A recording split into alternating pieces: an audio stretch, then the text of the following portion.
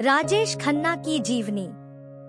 राजेश खन्ना 29 दिसंबर 1942, 18 जुलाई 2012 एक भारतीय अभिनेता, फिल्म निर्माता और राजनीतिज्ञ थे जिन्हें हिंदी फिल्मों में उनके काम के लिए जाना जाता है। उन्हें भारतीय सिनेमा का पहला सुपरस्टार कहा जाता है। उन्होंने 1969 से 1971 की अवधि में लगातार 15 एकल हिट फिल्मों में अभिनय किया, जो अभी भी एक अटूट रिकॉर्ड है। राजेश खन्ना का जन्म 29 दिसंबर 1942 को अमृतसर, ब्रिटिश भारत में एक पंजाबी हिंदू खत्री परिवार में जतिन खन्ना के रूप में हुआ था। उन्हें चुन्नीलाल खन्ना और लीलावती खन्ना ने गोद लिया और उठाया।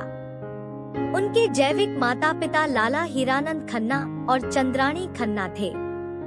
उनके दत्तक माता पिता रेलवे ठेकेदार थे जो 1935 में लाहौर से मुंबई चले गए थे।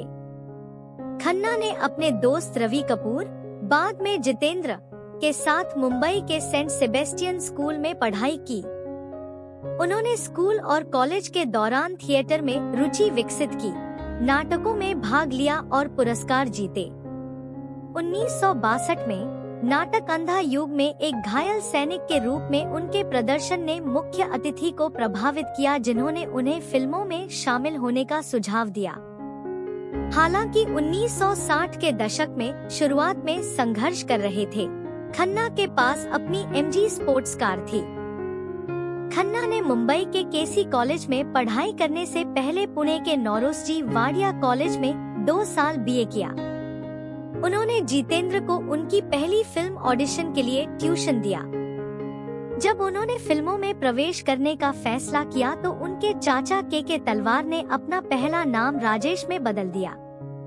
उनके दोस्त और पत्नी उन्हें काका कहते थे, जिसका पंजाबी में अर्थ है बच्चे का सामना करने वाला लड़का। राजेश खन्ना 1965 के film fair United producers talent प्रतियोगिता में सुभाष घई और धीरज कुमार के साथ 10,000 से अधिक प्रतियोगियों में से चुने गए 8 फाइनलिस्टों में से एक थे। उन्होंने फरीदा जलाल के साथ प्रतियोगिता जीती। उनकी पहली फिल्म 1966 में चेतन आनंद द्वारा निर्देशित आखिरी खत थी, जिसके बाद 1967 में रविंद्र दवे द्वारा निर्देशित राज उनकी प्रतियोगिता पुरस्कार का हिस्सा थी। निर्देशक GP सिप्पी और नासिर हुसैन ने खन्ना को उनकी प्रतियोगिता जीतने के बाद साइन किया। हालांकि आत्मविश्वास से भरे खन्ना शुरू में कैमरे का सामना करने में शर्माते थे। राज में अपने पहले 3 शॉट्स में उन्हें अपनी बॉडी लैंग्वेज और डायलॉग डिलीवरी पर काम करना था। निर्देशक रविंद्र दवे ने खन्ना का मार्गदर्शन किया, उनकी गतिविधियों और चलने की शैली को सही किया। वर्ष 1967 में आखिरी खत के लिए भारत में ऑस्कर में शामिल होने के बाद खन्ना को औरत, बहारों के सपने और 1969 की हिट फिल्म इत्तेफाक जैसी फिल्में यूनाइटेड प्रोड्यूसर्स के अनुबंध के तहत मिली। उन्हें 1969 की फिल्म आराधना से प्रसिद्धि मिली, जिसके लिए उन्होंने फिल्म फेयर सर्वश्रेष्ठ अभिनेता पुरस्कार जीता। उन्हें 1960 के दशक के अंत और 1970 के दशक की शुरुआत में इत्तेफाक, 2 रास्ते, खामोशी, सफर और कती पतंग जैसी फिल्मों के साथ और सफलताएं मिली। उन्होंने आनंद, अमर प्रेम और बावर्ची जैसी फिल्मों में समीक्षकों द्वारा प्रशंसित प्रदर्शन दिया।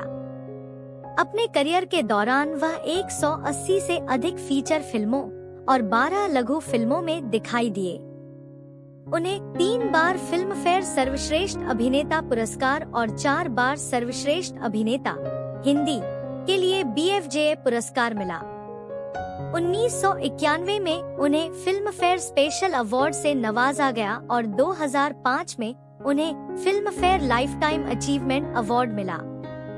वह 1970 से 1987 तक सबसे अधिक भुगतान पाने वाले भारतीय अभिनेता थे, जहां अमिताभ बच्चन ने उनकी जगह ली। खन्ना एक राजनीतिज्ञ भी थे। वह 1991 में भारतीय राष्ट्रीय कांग्रेस पार्टी में शामिल हो गए और नई दिल्ली निर्वाचन क्षेत्र से 1992 के लोकसभा चुनाव लड़े। खन्ना की प्रतिष्ठित शैली और तौर तरीकों की नकल आधुनिक अभिनेताओं द्वारा की जाती है। उनके हस्ताक्षर इशारों ने हिंदी फिल्म उद्योग में उनके समकालीनों और उत्तराधिकारियों को प्रभावित किया। उनके प्रतिष्ठित गीत अभी भी पूरे भारत में लोकप्रिय हैं। अपने जीवन काल के दौरान खन्ना को सम्राट के रूप में जाना जाता था, जिसका अर्थ है अभिनय का सम्राट। खन्ना के जीवन का एक काल्पनिक रूपांतरण जिसका शीर्षक आनंद था, जहां उन्हें राजकुमार हिरानी द्वारा चित्रित किया गया था, 2020 में घोषित किया गया था। 1960 के दशक के अंत में राजेश खन्ना को अभिनेत्री डिजाइनर अंजू महेंद्रू से प्यार हो गया और उन्होंने ब्रेकअप से पहले 7 साल तक डेट किया, क्योंकि खन्ना ने महेंद्रू को अभिनय छोड़ने पर जोर दिया। 31 साल की उम्र में खन्ना ने 1973 की बॉबी में अपनी फिल्म की शुरुआत से पहले 15 वर्षीय अभिनेत्री डिम्पल कपाड़िया से शादी की। उनकी 2 बेटियां ट्विंकल और रिंकी थी, लेकिन 1982 में तलाक को अंतिम रूप दिए बिना अलग हो गई। बाद में टीना मुनीम खन्ना से प्यार करने लगी, लेकिन उन्होंने कथित तौर पर उनसे शादी करने से इनकार कर दिया। खन्ना और कपाड़िया ने एक दोस्ताना रिश्ता बनाए रखा। उन्होंने अपने चुनाव के लिए प्रचार किया और अपनी अप्रकाशित 1990 की फिल्म जय शिव शंकर में काम किया। टीना मुनीम के बाहर निकलने के बाद खन्ना ने अंजू महेंद्रू के साथ अपनी दोस्ती फिर से शुरू की। खन्ना की बड़ी बेटी ट्विंकल ने अभिनेता अक्षय कुमार से शादी की है। छोटी बेटी रिंकी, जो एक अभिनेत्री भी है, ने बैंकर समीर सरन से शादी की है। खन्ना के इंडस्ट्री के दोस्तों में राज कपूर, शशि कपूर, दिलीप कुमार, शर्मिला टैगोर, आर.डी. बर्मन शामिल थे।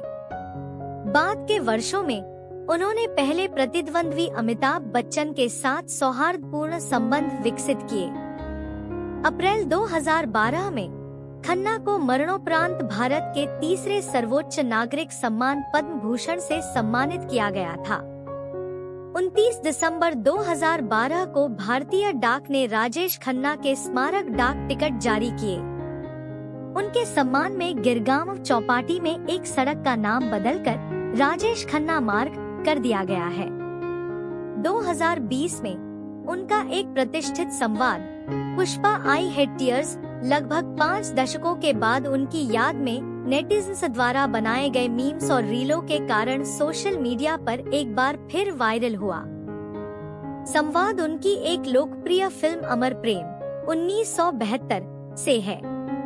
तो संक्षेप में राजेश खन्ना 1960 और 70 के दशक के अंत में भारतीय सिनेमा के सबसे बड़े सुपरस्टार थे, जो अपनी रोमांटिक भूमिकाओं और अभिनय की विशिष्ट भावनात्मक शैली के लिए जाने जाते थे। उनका करियर लगभग 25 वर्षों तक चला, जिसके दौरान उन्होंने कई सफल फिल्में दी, आलोचनात्मक प्रशंसा और कई पुरस्कार प्राप्त किए। वह कई वर्षों तक सबसे अधिक भुगतान पाने वाले अभिनेता थे और अपने तौर तरीकों और संवाद वितरण के साथ कई भविष्य के सितारों को प्रेरित किया। हालांकि उनके बाद के करियर में मंदी आ गई, लेकिन उनकी लोकप्रियता आज भी भारत और विदेशों में पुराने और युवा प्रशंसकों के बीच मजबूत है।